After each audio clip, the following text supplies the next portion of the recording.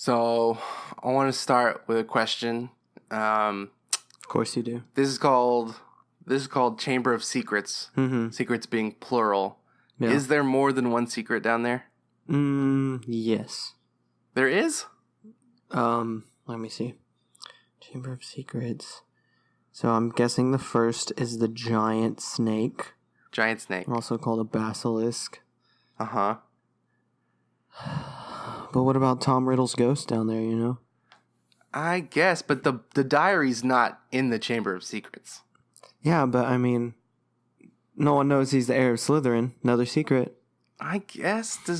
Yeah. Even if some people know, it's still a secret for most.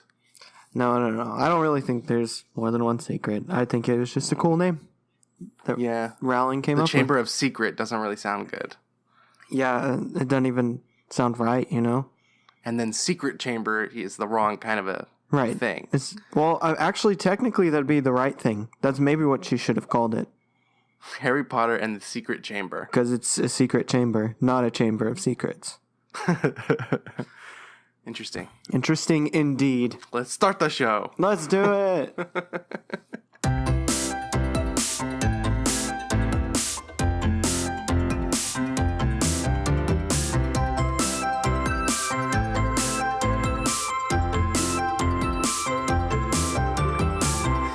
Welcome everyone to Afterthoughts. This is a podcast where we rewatch movies and we compare our first and second impressions of those movies, and then we discuss a related topic. My name is Joshua Kazemi, and I'm here with my co-host, Cole the Coleman Taylor Thomas. Hi. Today, we are talking about Harry Potter and the Chamber of Secrets for no other reason than just we like to watch these movies around the holidays, right? Yep. They're just fun. Because they always have like a Christmas time period in it where they do something during Christmas, even though it's kind of like blown over in this movie, but they usually make a big deal about something in Christmas, and it just seems like a nice family holiday movie. Yeah. And I think at least I think these first two came out around the holidays. That might be true. And I think maybe the other ones were like summer releases or whatever, but I feel like a lot of them came out in the fall or winter time. So it's just Harry Potter season. Harry Potter season. And we've talked about The Prisoner of Azkaban. That was one of our earliest episodes, so you can go back and listen to that. I'll probably link it in the description so you can get there quicker. And so we're just going to talk about the second one now. We should eventually probably work our way through all these. I think so. So, Chamber of Secrets. Before we dive into our first impressions, Coleman's going to take us through the plot of Chamber of Secrets. All right. So, I know we're not going chronologically. We've watched the third and now we're watching the second. So let me catch you up to speed. Harry Potter found out he's a wizard in the first movie and went to Hogwarts, which is really a weird name, like warts of a hog. Anyways, no one really thinks about that. But he goes to this wizard school, saves the day, and goes back. And it turns out his Muggle family, which if you don't know what Muggles are, because you haven't seen Harry Potter, it's people without wizarding powers who aren't wizards and witches. His Muggle family pretty much just hates him for no other reason than being a wizard, really, because his parents were wizards and they thought they were weird. Anyways, so he's stuck at home. His friends haven't written him. Oh, turns out this random house elf named Dobby has been keeping all of his letters, and his friends really were writing to him because they were actually good friends. Way to have faith, Harry. Anyways, yeah, but so he's locked up in there, and Dobby ruins his life, and he gets more locked up because they think Harry's the one who did it. And so the Weasleys, his best friend, have to break him out. So they break him out, take him back to his house, Ron Weasley's house with his family, and Harry thinks it's awesome. And then they leave from there to go to I can't even say it right because what Harry says messes me. I know. So they go there, get their books, and they run into Draco Malfoy and Lucius Malfoy, and they make fun of him. And the new teacher of the school, who's really pompous about what he does. And if you're not paying attention, you don't see Lucius Malfoy drop a secret book into Ginny's cauldron. Sorry. And they go back to Hogwarts, which they have to take a flying car because they missed the train because Dobby is just thwarting all of their efforts to get to school. And they finally make it to school and are already in trouble immediately. And then as they're just going through their daily school lives and getting picked on by Malfoy and whatnot, these people and animals start getting petrified, and no one knows why. And it turns out Hagrid took the blame for opening the Chamber of Secrets 50 years ago. Again, if you're not a Harry Potter fan, Hagrid is like one of Harry's mentors, one of his, like, a father figure to him. And, yeah, he's like, it's not Hagrid. So now we're on this quest to find out who's opening it this year, who opened it 50 years ago, and what even is the Chamber of Secrets. And that's really it. That's their quest to find the three trio of Harry, Hermione, and Ron. Mm-hmm. The second adventure in their 7-year adventure. I know. Oh, man. Okay, so first impression. I remember seeing this when it came out, and I love this one. Always loved this one. It's always felt to me like a one-off almost. Like this random little side adventure, because it doesn't really add too much to the overall adventure. Oh, that's rude. But all right, keep going. But I feel like because of that, it can be forgotten. Like it's not. I feel like it doesn't come out very often as some of people's favorite movie or book. Like the Chamber of Secrets sort of gets forgotten because the things take off at the end of 3, and then it's like every book after 3 has like a huge turning point for the whole series at the end. Whereas this one is like just another fun second year. But I've always enjoyed it for that too, because it's sort of different in that way. Like you can just kind of watch Chamber of Secrets, and it's this fun little piece. It almost feels like it resolves itself at the end, and then that's it. Well, if we're talking strictly first impressions, I just liked it because it was a Harry Potter movie. It might have even been the first Harry Potter movie I saw. Huh. Because I didn't see the first one till later, but I know I saw this one in theaters. So I either had to have seen the first Harry Potter just randomly, like outside of theaters, or I just saw this one first. I don't remember. But I really liked this one. Yeah. I hadn't read the books. I didn't read the books till after I saw all the movies, so I didn't know what was going to happen. And just in 2002, little boy Cole liked this magical little story of Harry Potter. Yeah, so magical. So magical. Ugh. That's one thing I like about the first 2 books and the first 2 movies a lot. They feel not more magical, but they're innocent. They're more innocent stories. They're lighter. They're not as dark as the series gets. So they feel light and magical and fun. Like they feel like these light, magical, fun introductions to the world, as they should. You know, we fall in love with magic like Harry does. Yeah. So these first 2 are so great. And they're just so mesmerized about everything that's magical. By books like 3 and 4 and on, I don't think many more magical aspects are introduced. I mean, maybe some concepts that help the plot along, but not just like every new thing you see is something magical that Harry's never seen before. So that does kind of get lost after these first 2. Did you think this was going to hold up in a rewatch? When was the last time you saw it? It's been a few years. I don't remember. I thought it was going to hold up as well. I totally thought it would hold up. But I think I saw this like last Christmas probably. Or something. I don't know. Yeah. It hasn't been that long. I just don't remember when. I feel like it's been probably 2 years for me. Or no, it's whenever me and Brett and you kind of too watched all these movies together. Yeah, that wasn't too long ago. Yeah. And have you been playing Harry Potter Hogwarts Battle? I did play it once. Isn't it awesome? Yeah. It's so fun. This also made me want to watch the movie and talk about it, because there's this great board game that we've been playing. It's this deck building, amazing Harry Potter game. It's so fun. This cooperative game where you get to play as Harry, Hermione, Ron, and Neville. It's just a blast. It's very fun. Nice plug. I like it. You're welcome. Please sponsor us. Nah, just kidding.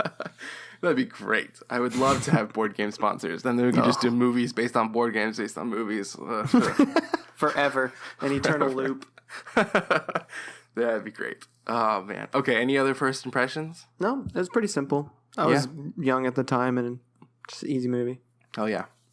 All right, let's dive into seconds. Let's do it. Let's do it. Okay, first thing, I pressed play on my DVD player, and then I realized I forgot something, so I pressed pause, and I noticed this movie is 2 hours and 40 minutes long. I know. Did you know it was that long? Oh my gosh, no, I didn't. I had no idea. Not only is it that long, it's the longest one.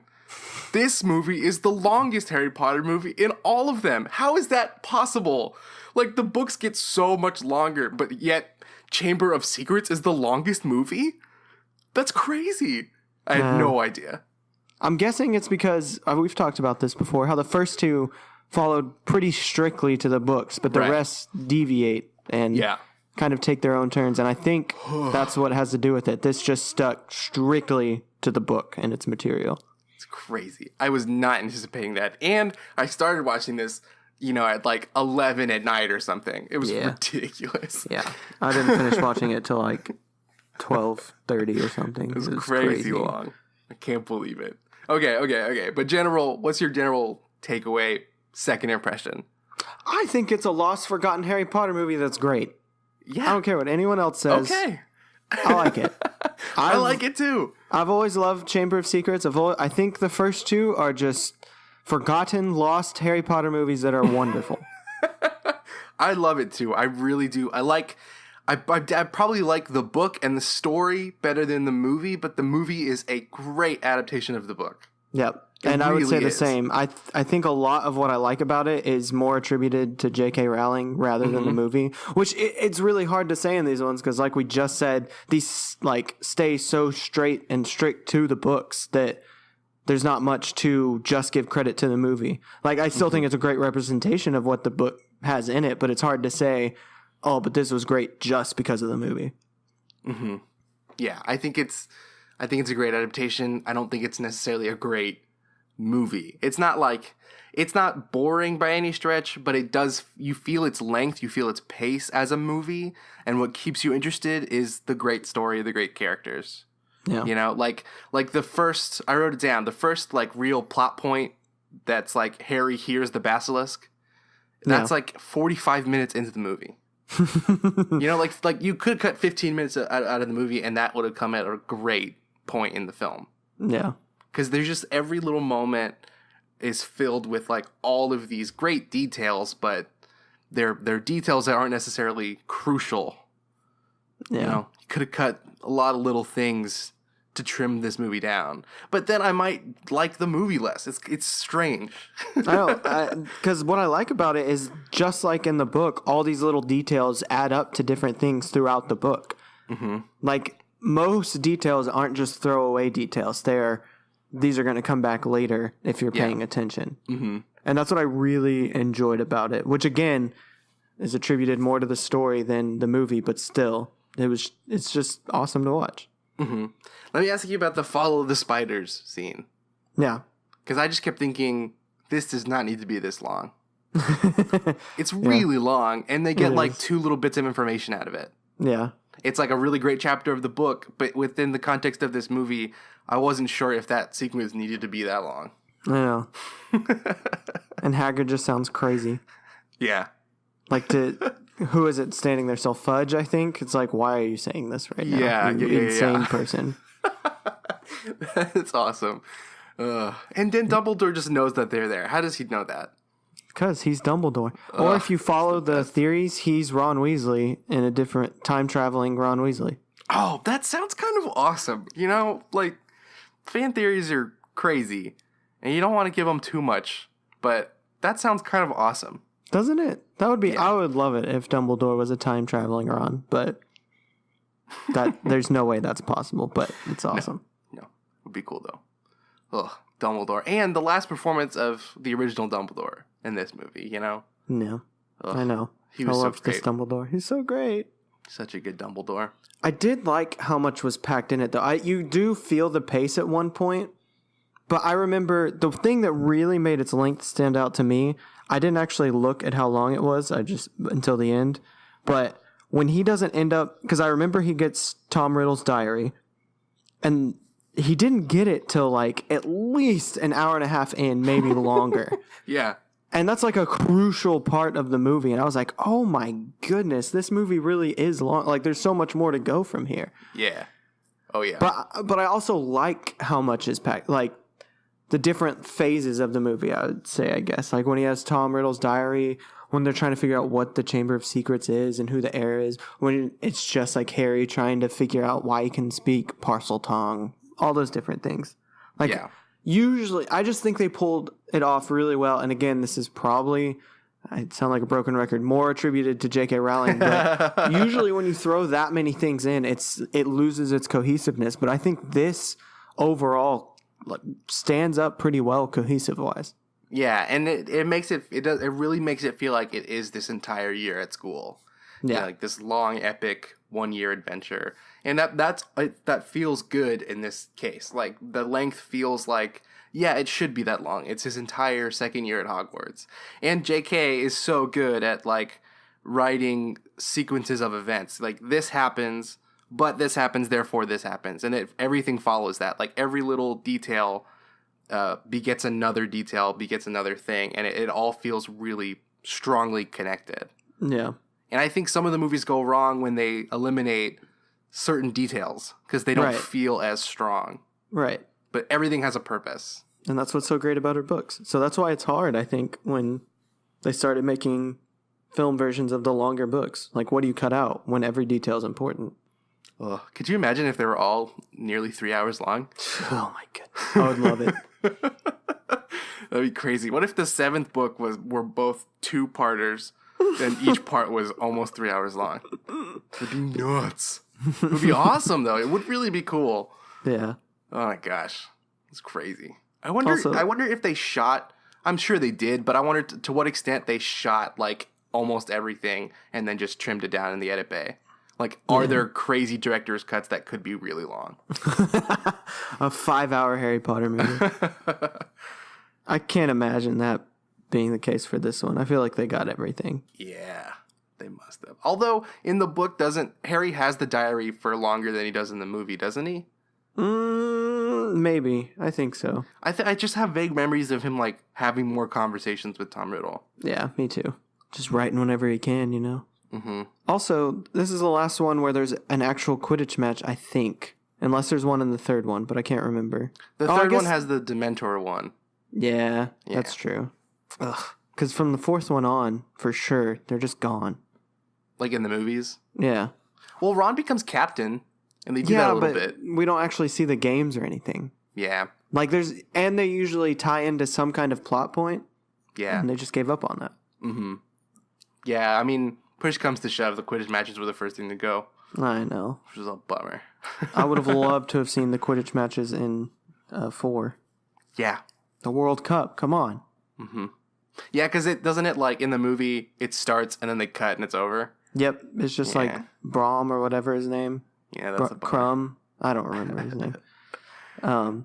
Just like, oh, yeah, and then it cuts. Yeah. Man, these books are so good. I know. They're so rich with so many great details. It's such a fun world. She did such a great job building this world. She really did. And like it's not as though she invented the idea of wizards. What she did was create all these amazing details of a wizarding world. Yeah. You know, so cool. That's such a great thing. And I think it's part of it too. Like we went into it with these preconceived notions of wizards. And then she was like, you know, this is how it would really be, and it just it makes it that much easier to step into it and suspend your disbelief. And then it's funny though that she also keeps some of the like completely generic, like over the top tropes, such as them riding on brooms and things like that. I always thought that was funny. Yeah, that's really cool. That you just have little things like that throughout. But it's like a whole world of them. There's just a whole world of people who fly around on brooms. It's not just like this crazy old lady down the street. Mm-hmm. I always thought that was interesting. Is there anything about the book or the movie for Chamber of Secrets that has ever bothered you? Like any plot points or details that didn't seem right? Not plot points or detail wise. Mm-hmm. I even like what's his name? The like fake teacher. Oh, Gilderoy Lockhart. Yeah, him. Yeah, I like his presence in the movie for whatever reason, and the books. Just that he's so over the top and so bad at everything. Yeah. I don't know. There's just so much there that I enjoy. I can't think of anything you would get rid of because I feel like it would affect the book and movie somehow negatively if you took it out. I had one thought in this rewatch. So it makes sense to me that after Moaning Myrtle dies, that nobody would go into that bathroom because she's annoying. That makes sense to me. But her parents would visit her, right? Have you ever thought about that? Her parents would visit her? Like, would you like if you were a ghost? Don't you think like your loved ones would like come visit you every once in a while? I feel like they would. That was a thought I had. Like if you're a ghost, do people just give up on you? Like, oh, it's just her ghost now. We're never gonna visit her ever. That was just. There's some explanation about ghosts in the books. Like she goes into detail about like what they are and how it doesn't. I don't think it's like it would be a fulfilling sort of exchange or relationship to have with a ghost. Yeah. Similarly to like the people who are in paintings or whatever, who can like talk, but it's not a real sustainable relationship. I don't think. All right, whatever. But I just thought like it makes sense to me that nobody would like go into those bathrooms or check or anything. But wasn't the chamber constructed way back when the founders of Hogwarts were there? Like he constructed it and then left, right? Yeah. And then waited for his heir to come back. So what about all the time between construction and the death of Moaning Myrtle? There was this faucet in the girl's bathroom that never worked that had a snake engraved on it. Yeah, but if you don't speak parcel tongue, which like no one does, how's it ever going to open? But I mean, it's just like no one was ever like, hey Filch or whoever it was at the time, this faucet doesn't work, and it has a snake engraved on it. So this is fishy. Don't know what that's about, but come on. I don't know. Me either. Maybe it's not that big of a deal. Like maybe you really would just be like, oh, that one doesn't work. I'm moving on to the next one because there's a million. Well, one thing about the movie specifically for me is just the acting is not that great. Yeah, I mean that's always gonna be true. The kids were kids. I know, but some kid actors are really good, and then specifically Daniel Radcliffe. Yeah. I think he gets better over time. I definitely do, yeah. I think when he was a child, not his best. Yeah, it was rough. And it was interesting, too, because like over the course of the movies, the emotional range that Harry has to display also increases. Mm-hmm. So it's like he's getting better, but his job's also getting harder at the same time. Yeah. Like he's better in 3, but in 3 he has to do that whole, he killed my parents in the snow or whatever. Right. It's not a good scene. Oh, poor Daniel Radcliffe. No, but I remember thinking it specifically in the first one, because in the first one there's so many scenes where he doesn't actually say anything and someone says something to him and he doesn't reply with words, he replies with some kind of facial expression, and they're like never good. They're always a very poor attempt at conveying that.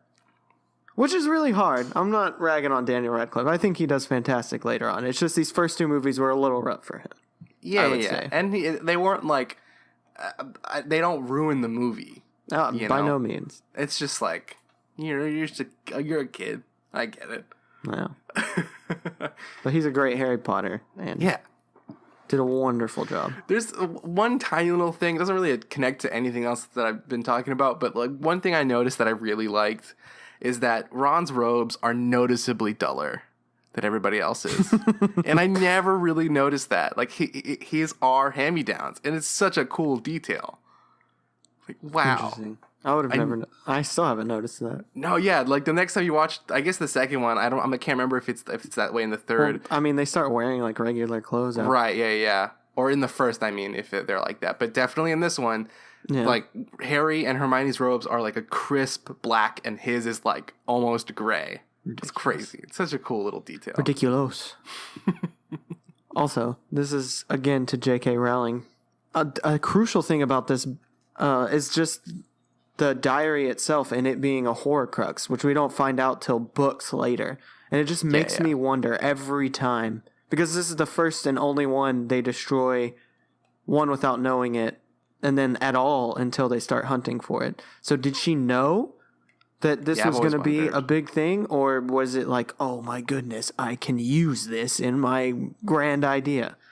I just always thought that's so cool that she takes little things like that in these previous books. And while that doesn't exactly stand out in this part, it stands out so much later. It's like, oh, that's so cool that you tied in what happened here that we thought wasn't that important to this later part. Mm-hmm. And how it brings to light these bigger things.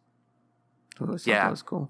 That is really cool. I've thought about that too, and I've thought about but I've also thought what about Quirrell in the first book? Maybe that doesn't count as. I mean, it definitely doesn't count as a Horcrux. But why doesn't it count as a Horcrux? Yeah, because he's a person. Harry's a person. That's true. See, yeah. So like, I always wondered that, and I wondered like maybe she was just trying to do this thing of like, I'm gonna try to hide him in things for a while until he comes back. Yeah. So maybe she had that going, and then realized, oh, this one can be a part of a bigger Horcrux thing.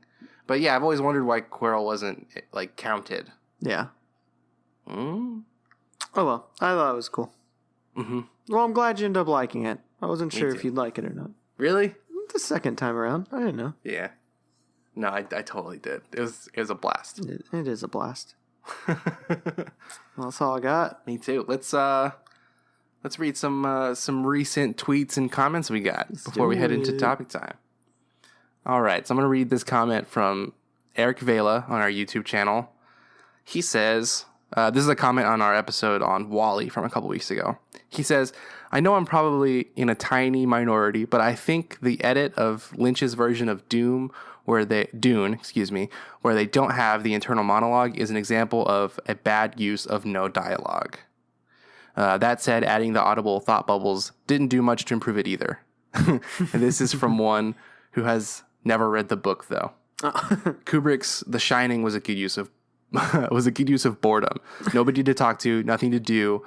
Whoa, sorry, hang on. The weight it must have had on a recovering alcoholic. His version is very distilled, simple, and to the point. In contrast to Stephen King's The Shining, which was a ghost story. Ghost stories need more dialogue. So that was an interesting point he was making too. Like, the movie had less dialogue because it was a different sort of take on the story. Mm-hmm. It's cool. That's interesting. Yeah. I still want to read and watch The Shining. Yeah, you need to do that. I've never read it, but the movie's great as its own thing. I will probably hate it, honestly. Just because it's a Kubrick movie, but whatever. Yeah, that's true.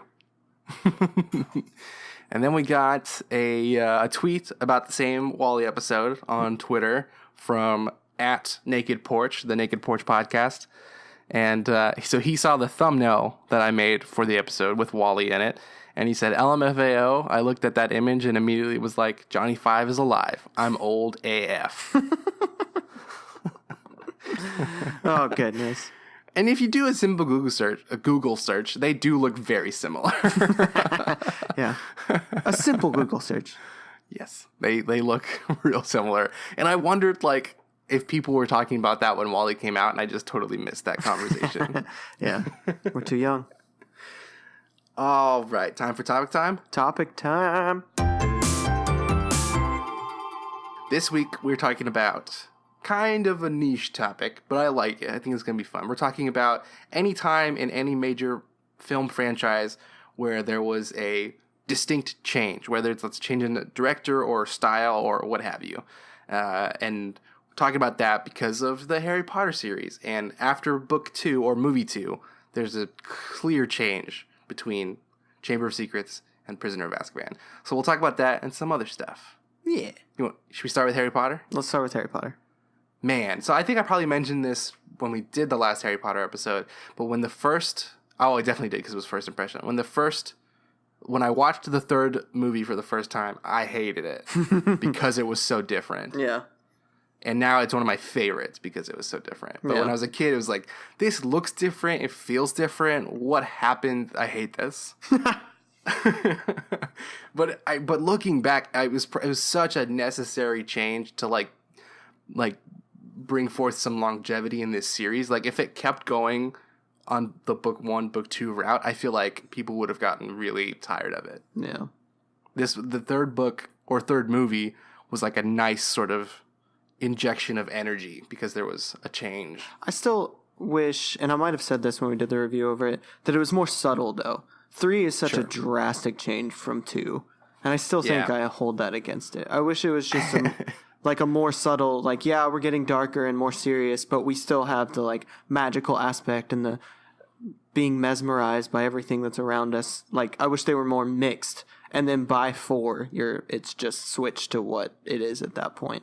Yeah. He's no longer mesmerized by everything around him, and we've become this more serious. I wish 3 was just more of a mixed bag of that to lighten the way rather than just, boom, different. Yeah. Yeah, it's jarring for sure. Yeah. And the thing I still don't really like is that, like, I feel as though the geography of Hogwarts changed in the movie too. Yeah. Like things aren't where they were in the first two movies, and the landscape of Hogwarts is different. Like the walk from Hogwarts to Hagrid's is a straight path in the first two movies, and then in the third movie, they walk down this like winding hill. Yeah. Why is it different? Like why is that different? Yeah. That still kind of bothers me, but I guess it's fine. Yep. I also always wondered like what it would have been like if the last couple of movies broke it up a little bit. Like the last 3 or so movies are directed by the same guy, David Yates, who also directed Fantastic Beasts.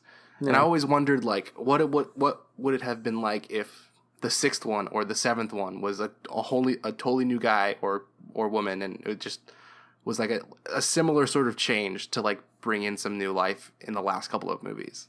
Yeah. I feel like maybe that would have benefited the series because they start to blend together. Mm-hmm. In my opinion. I still think it's interesting that just a new director can just change. So, and I'm sure there's push from the studio as well because they knew this change was coming. But it's just interesting to see how just changing who is in charge can change so much of the outcome and how different it is in the same franchise. Same franchise, same world, same characters, but still so different. Like how Harry Potter 1 and 2 could have been like 3 and on if directed by different people. Mm-hmm. I wonder if that's ever a talk, though, between like the studio and the directors.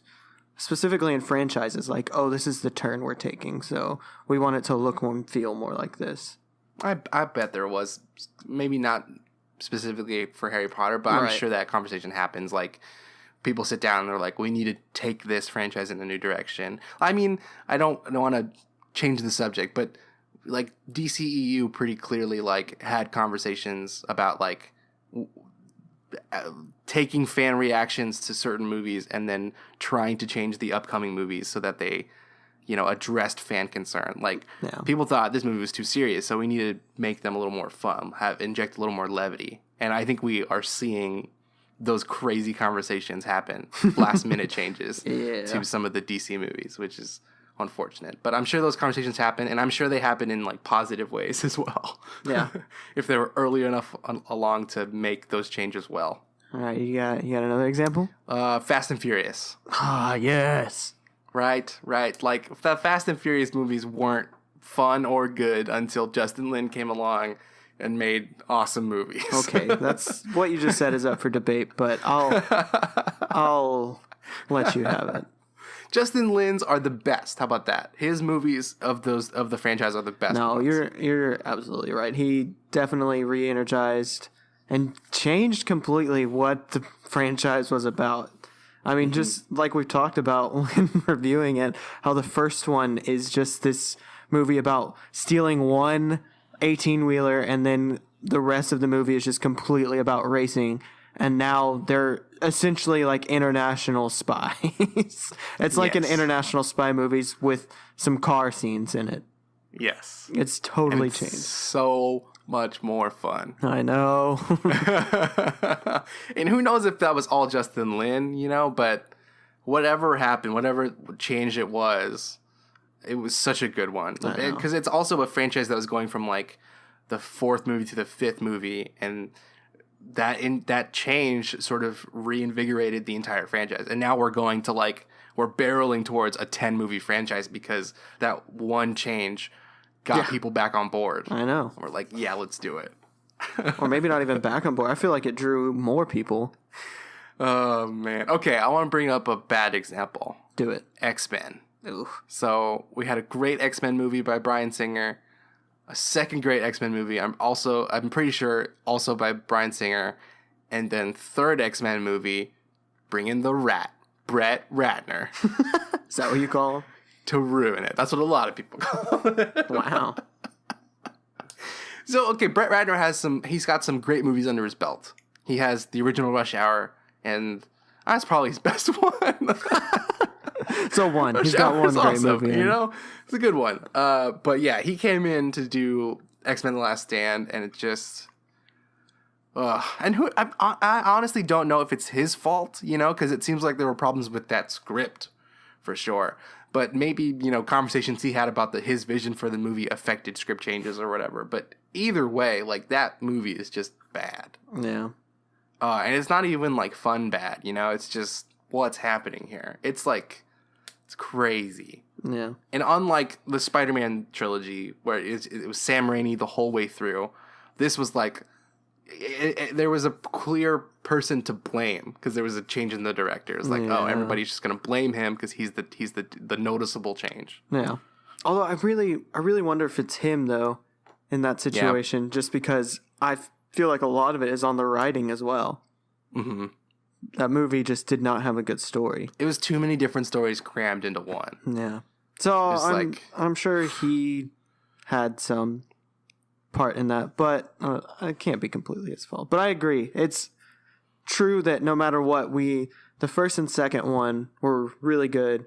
Although I would like to go back and review those as well, because I wonder if it was just really good for what we had at the time, and watching now, if we were... That's very likely the case. I still think they'd be good. I don't think they'd be bad by any means, but I think they would not be as good as we remember them. Yeah. Which gives a little credit to 3. But nonetheless, it's still 1 and 2 are definitely better than 3, and there's a clear change in 3, and it's terrible.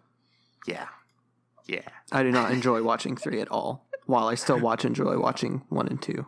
Yeah, I mean, 2 in particular is so cool and so good. And then later on in this same franchise, you had a terrible third movie. Yeah, a terrible prequel, X-Men Origins, which we have talked about. That's a fun episode. But then you bring in a new guy, Michael Vaughn, to do X-Men First Class. And everyone is back. Everyone's like, this. I remember when First Class came out, I didn't see it for a while, but no one would stop talking about it. Everyone was just like, this one is really cool and really good. I mean, watch it. And when I finally did, I was like, oh yeah, I get it. This is like fresh, like breathing in new life into this franchise. It's like the 6th movie in this franchise, and it was like watching the first one again. It was so cool. Yeah, that was for sure a completely change for that franchise. Mm-hmm. It's when it got good again. And now we're in this weird cycle of like, we need to get a new guy in here because... So Bryan Singer came back for Future Past, and that was great. Mm-hmm. And then he did X-Men Apocalypse, which was not great. And now he's got another one coming up, and I feel like we just like, nah, man.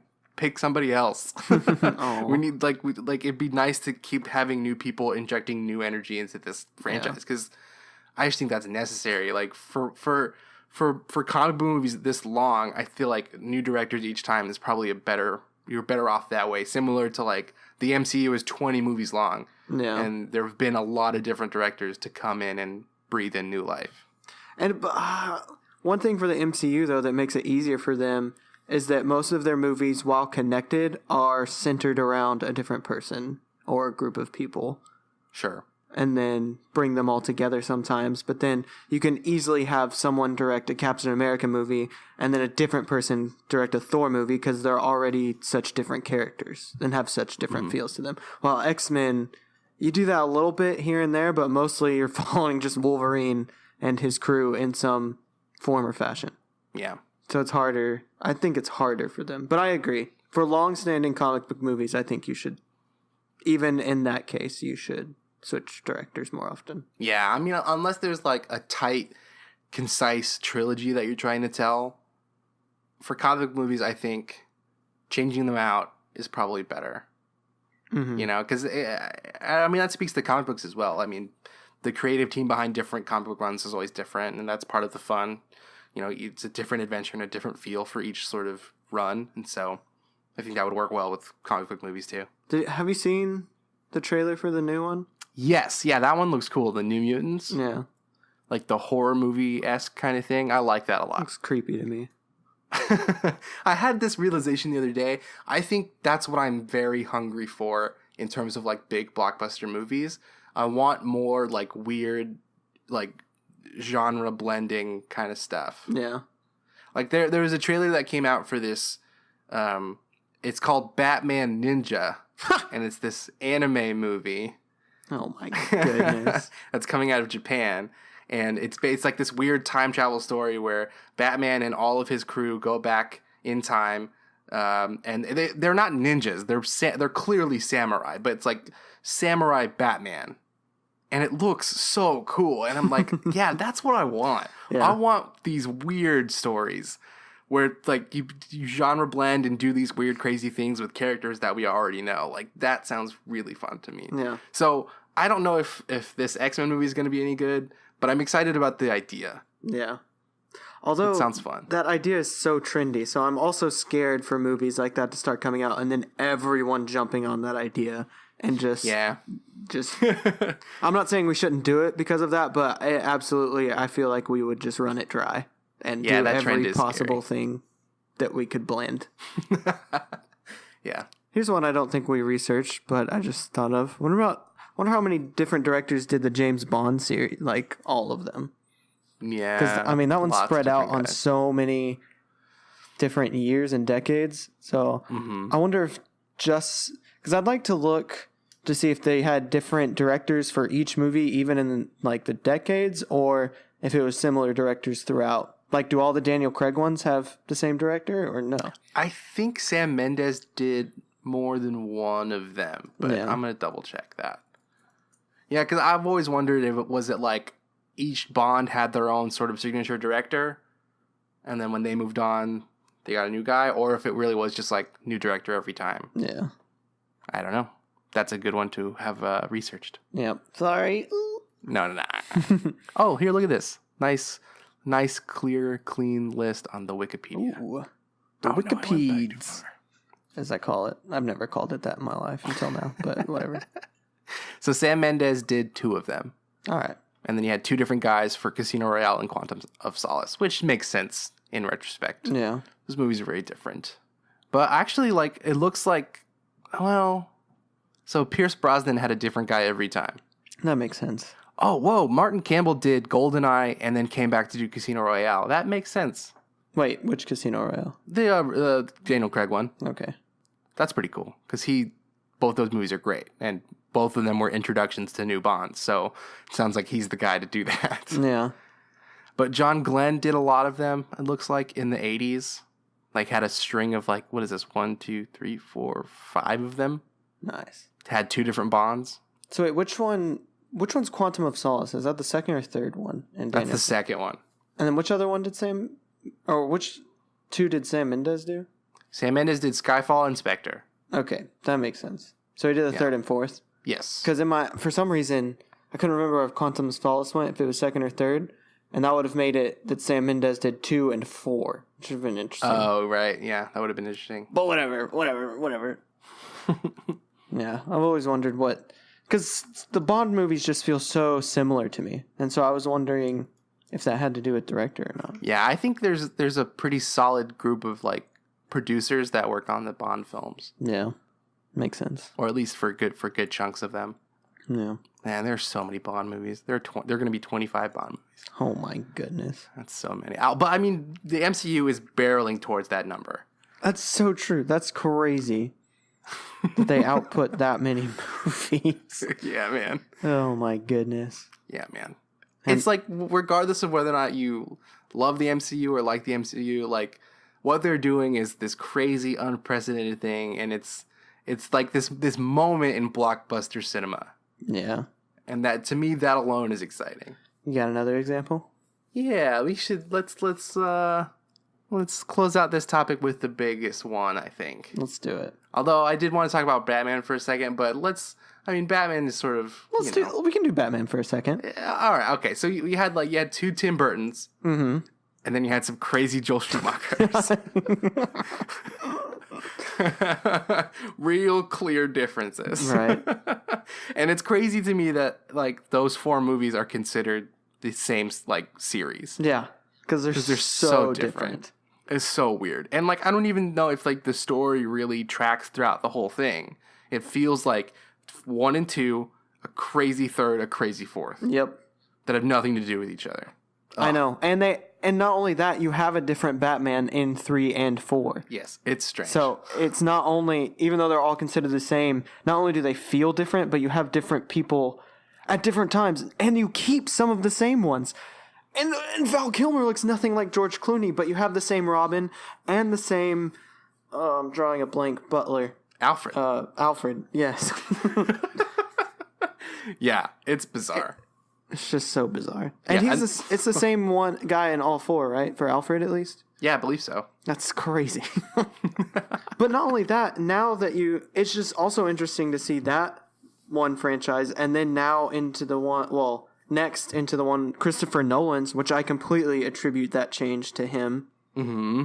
And then now the new ones, you can definitely see the changes that were there. How the first four were like these goofy, like it actually felt like a goofy old, maybe 50s comic book, or just like, oh, the Riddler is some kind of like crazy, no one you would actually see in real life, to Nolan's being more grounded in kind of reality. And I always thought that was interesting.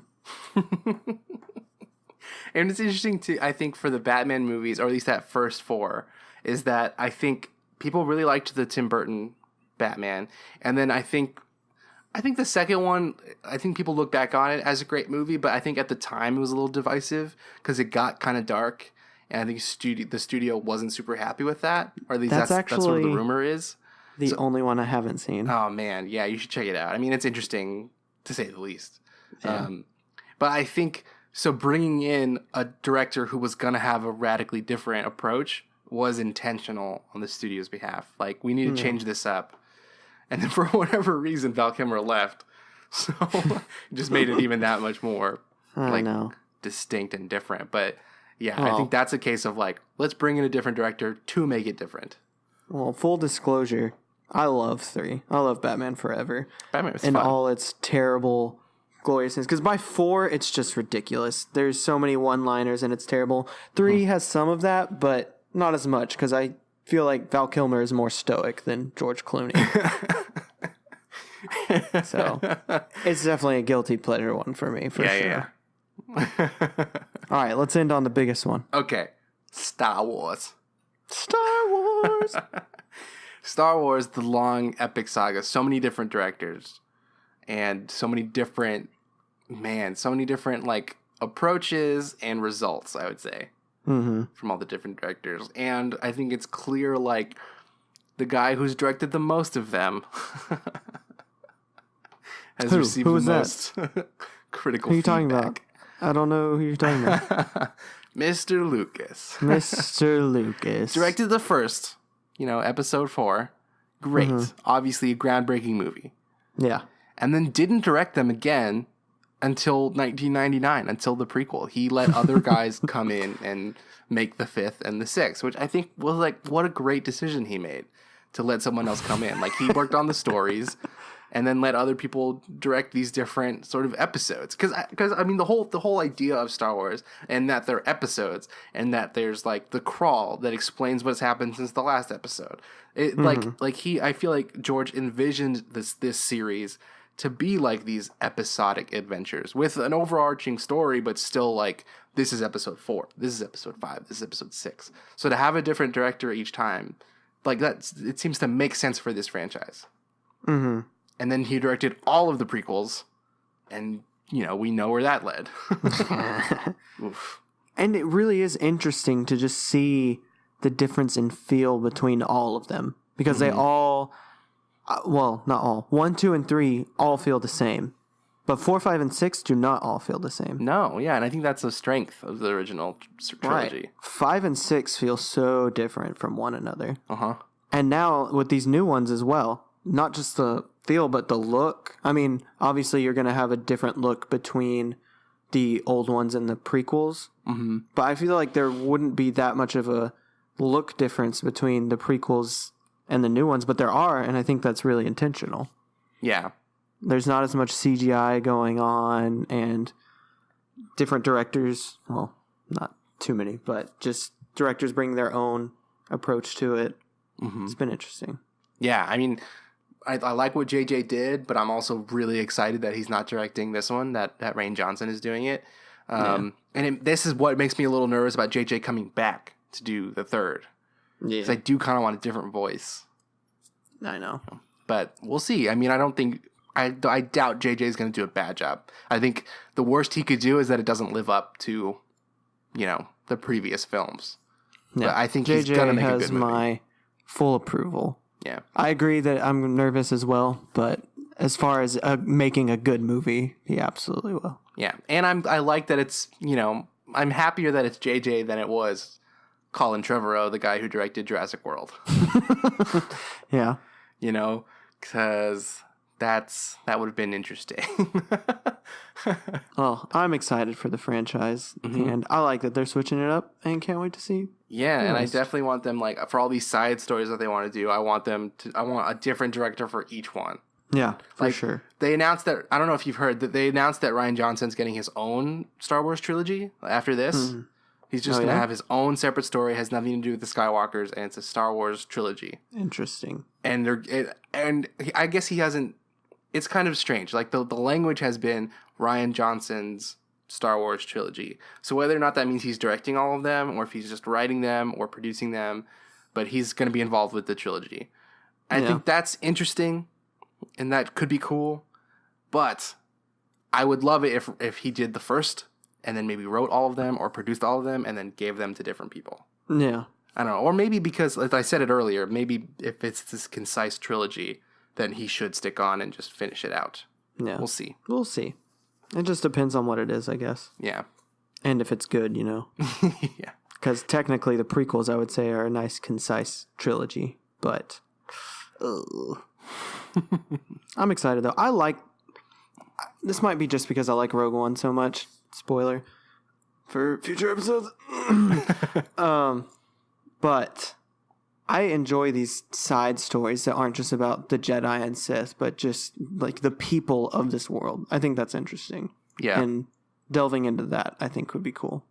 Like how everything that's going on affects like everyone in the galaxy. Mm-hmm. And it just makes the galaxy feel larger.